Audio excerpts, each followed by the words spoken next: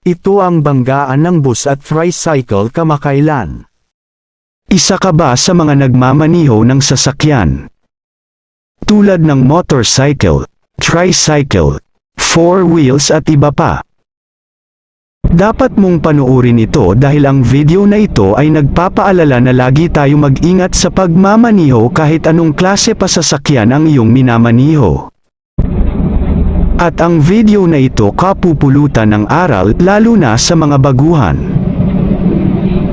Ang video na ito ay kuha ng nagngangalang Rostem, kung saan nagbanggan ang bus at tricycle sa may boundary ng Santa Barbara to Urdaneta Road. Makikita sa video ang takbo ng bus, na tamang-tama lang ang takbo nito. Makikita sa video na ang tricycle ay mabilis, kaya hindi na siguro nakuhang magpreno nitong driver ng bus. Dahil sa video na ito nagbigay komento o reaksyon ng isang vlogger dito sa probinsya ng Pangasinan, ito ang kanyang mga komento. Sinabi ng vlogger na muntik na rin daw siyang madali dyan. Dahil noong habang nagmamaniho siya daw ng motor ay may mabilis na tricycle na biglang tatawid o papasok. Buti na lamang at maingat itong nakapagpreno agad at kaagad niya daw itong naiwasan. Nabanggit din ng vlogger na pagdating sa pagmamaniho ang ibang driver ay kulang na kulang sa kaalaman. Sinabi niya di naman niya nilalahat ang driver pero may mga driver lang talaga na kulang sa kaalaman pagdating sa pagmamaniho.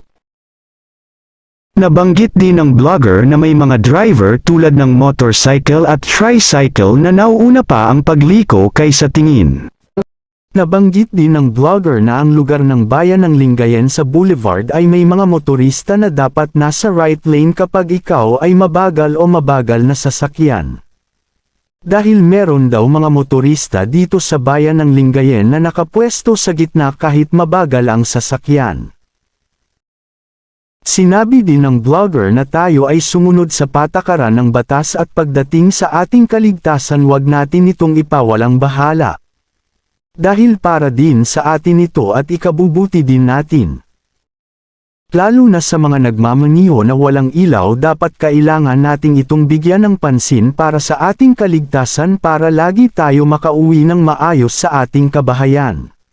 Sinabi pa ng vlogger na sana ay nasa mabuting kalagayan ang driver ng nagmamaniho ng tricycle. At payo din ng vlogger na inaasahan niya na itong video na ito ay nagbigay aral para sa ating lahat. Tayo ay laging mag-ingat bago pumasok ng intersection. Bago lumiko bago tumawid ay tumingin ka muna. Magdoble ingat po. God bless sa ating lahat.